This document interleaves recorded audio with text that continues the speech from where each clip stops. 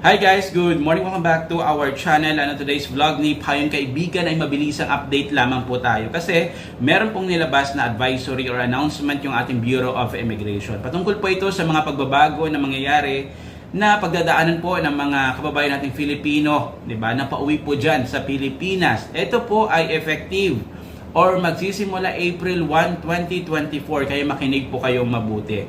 Sino po ang apektado nito? Ulitin po natin lahat po ng international Filipino passengers na dadaan po sa lahat din ng international ports of entry, di ba? Na ipaprocess po through e-gates o yung electronic gates na tinatawag natin. So ayon po sa announcement ay tatanggalin na po yung arrival sticker, di ba? Kung kayo po ay nakadaan na po sa electronic gates, so ganito po yung proseso ng electronic gates natin dyan sa Pilipinas.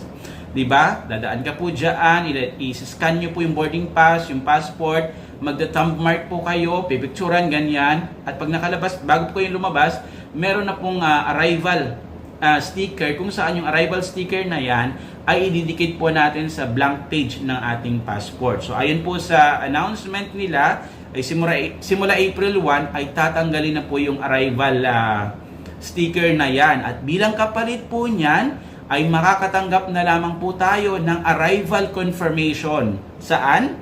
Doon po sa email address na nilagay po natin noong nag-register po tayo sa e-travel bago po tayo umuwi ng Pilipinas. Okay? I hope that is clear. Kung meron po kayong mga tanong, ay ilagay nyo lang po sa ating comment section sa baba. Diba? Notwithstanding the Bureau of Immigration Arrival Border Stamp, pwede pa rin naman po tayo, di ba, na maka-request ng border stamp, tatatakan nyo na ating passport.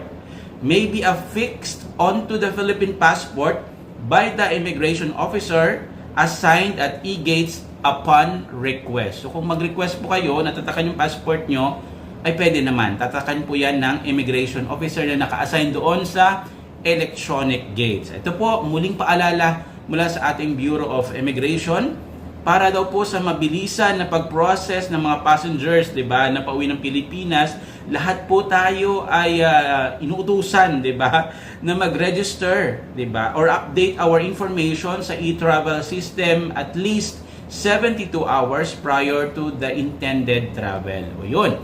So ito po ay yung aking opinion lamang. Ang medyo nakakalungkot lang po dito sa proseso na napauwi natin sa Pilipinas ay kung saan medyo kabisado na, gamay na ng mga kababayan natin yung dating e-travel, 'di ba, using yung website lang. Kung saan nakabisado na natin ay tsaka po sila mag-introduce netong panibagong sistema na may egov.ph na yan. Nakakalungkot lang kasi alam natin lahat na napakarami pong version, napakarami na pong pinagdaanan ng e-travel na yan. Pero wala naman po tayong magagawa kundi mag-comply kung ano po yung travel requirement na pinapatupad dyan sa Pilipinas. Okay? Para naman po, 'di ba? Sa mga nagtatanong kung paano po mag-generate ng QR code diyan sa bagong e-travel na 'yan, may ginawa po tayong video. Ilalagay ko po sa comment section ng video na ito sa ating YouTube channel, guys. Panoorin niyo po. Simula po 'yan sa pag-download ng egov.ph, 'di ba?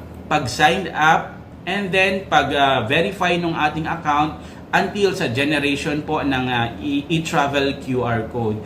Yan po ay ginawa natin upon request din po ng ating mga kababayan para at least may guide po sila, may gabay sila kapag po sila ay mag-register dyan sa e-travel at least 3 days or 72 hours prior to our departure mula po sa bansa na ating pinanggalingan. So yun lamang po yung ating quick update on today's vlog ni Payong Kaibigan. Marami pong salamat, guys. Always stay safe and God bless. Ready.